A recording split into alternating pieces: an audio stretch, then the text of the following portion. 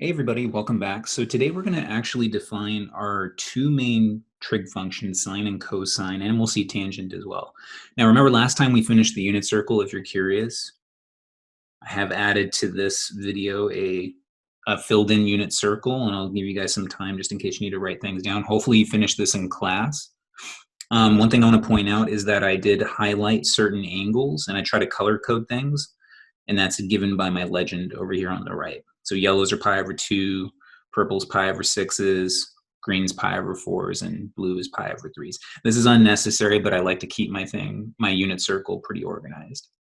But now that we have the unit circle, we can define sine and cosine. So let's get started. So let theta be any angle. Okay. Then automatically theta is going to intersect a point on the unit circle, which we'll call it x comma y. So just to give you guys a picture, so let's say we have some angle. So let's say this is theta. And then we can always draw the terminal side so that it hits the unit circle at some point. Okay, and so that's the point that we're talking about right there, x comma y. Okay, so given an angle theta, it's going to intersect this unit circle at a point x comma y. Then we define, now we're actually defining our trig functions, we define sine of theta to be the y coordinate and cosine of theta to be the x coordinate. Now these are the two trig functions we're going to be dealing with in the near future. We also have tangent, which I'll write down here as well. You can also define tangent as y divided by x.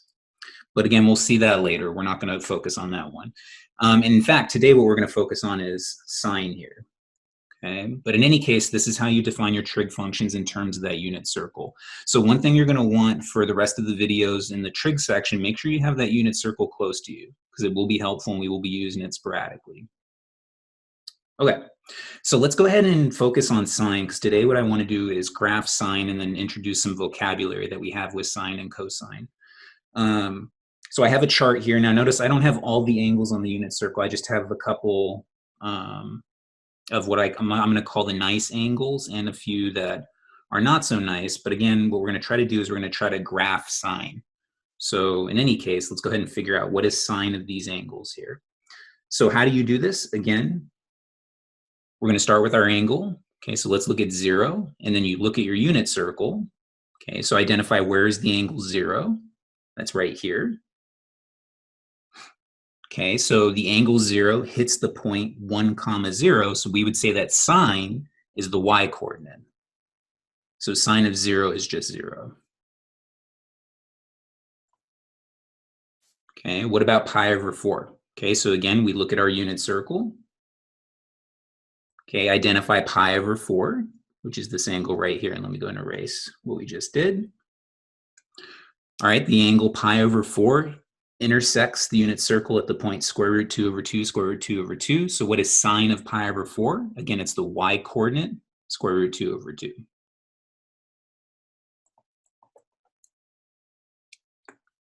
Okay. Now pi over 2, let's do the same thing. Again, we identify where is pi over 2 on the unit circle. That's right here on the y-axis. Okay, what point does it hit on the unit circle? It hits the point 0, 1. So again, sine of pi over 2 is going to be that y coordinate, 1.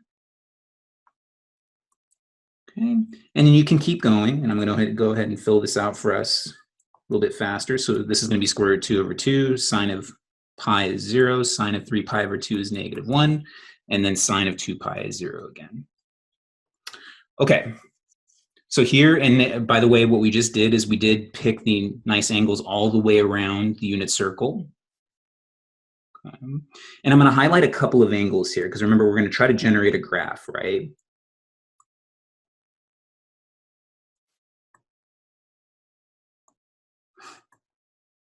So notice I've highlighted 5 angles. Now what I call these, and what I'm going to call them in future videos, I call these the 5 key angles. Okay. Now the reason for this is I just want you to look at what are the outputs that we're getting. We're getting 0, we're getting 1, we're getting 0, -1, and 0. And if you think about graphing, those are easy to graph, right? Whereas if you look at these other outputs, square root 2 over 2, square root 2 over 2, that's going to be harder to graph. Okay, and these are the angles we're going to want to look for once we start graphing more generalized sine and cosine or transformed sine and cosine. Okay, but in any case, we're going to use these 5 angles to graph sine. Okay, so let's go ahead and do that. So I have my x and y axis here. Okay, and then again, I'm going to use that table that we just developed. Sine of 0 is 0, so we have a point here. Sine of pi over 2 is 1. Okay, sine of pi back down to 0. Sine of 3 pi over 2 down here, and then sine of 2 pi is 0. Okay, so our sine graph, or at least part of our sine graph, is going to look like this. Okay. Now, hopefully you're wondering, well, what happens after this? Okay, well, what happens after we pass 2 pi? Okay, remember sine, at least the way we're constructing it, this is going to be a periodic function because we're defining it in terms of the unit circle. And what we've done is we've gone, again, 1 revolution around the unit circle. So what happens when we start going past that, though? Okay, notice that when we start going past it, we're just getting the same values over and over and over again because it's still intersecting the same coordinates on the unit circle there. Okay, so really all we have to do to finish this graph is copy and paste this picture over and over and over again. And that's what we're going to do. Let's pretend like that's a perfect copy and paste there. And again, I'm going to copy and paste over here like this. Okay, and technically this is going to go on forever. Sine repeats this image right here forever. That's going up and then going down and then going back up. Okay, and this is the graph of sine. Okay, and what you're going to notice too, once we start dealing with transformed trig functions, we're going to apply the same method. Usually when you're graphing a trig function, you graph one period. Okay, and notice here, what's the period of sine? How long does it take to complete one cycle? We have period 2 pi, and this is coming directly from the unit circle. But when you're graphing a trig function, again, what you do is you graph one period and then you just copy and paste. It's kind of a nice thing about trig functions. You just need to get the pattern and then just copy and paste, and you're good to go. Okay, so that's the graph of sine. You guys should take care of cosine in class today. But before we end, I do want to talk about some vocabulary that we have associated with sine and cosine. First, let me get rid of some of this. Notice that the x-axis here cuts the trig function in half. Okay, so we call this line the midline. Okay, so the line cutting or dividing, cutting function in half is the midline. Okay. The distance between a peak and the midline is what we call the amplitude of the trig function, okay, or at least sine and cosine in our cases. Okay, so if we look at this one example, okay, right here, what's the distance from the top to the midline? That's distance 1. So in this case, sine has an amplitude of 1. Okay, so amplitude is the distance. Okay, so I'm going to highlight that because distance, remember that's always a positive number. Amplitude is the distance from a peak to the midline. Now you could also define amplitude in terms of a valley, like if we picked on this point. Okay, notice it is the same distance there. You could define it that way, but we're just going to go with peaks for now. Okay, so we have something called a midline. Remember that cuts our trig function in half. We have amplitude. Okay. And there's two other vocabulary words that you're going to want to know. One, we've already talked about, period. Okay. And again, remember, that's the time it takes to complete one cycle, okay, one pattern.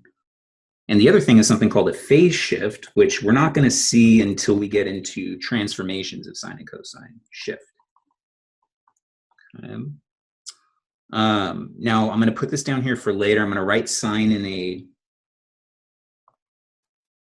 sort of a funny way, but I want you guys to come back to this. So here, actually, before I do that, so sine of theta, this is equal to, okay, and notice what I'm going to insert here.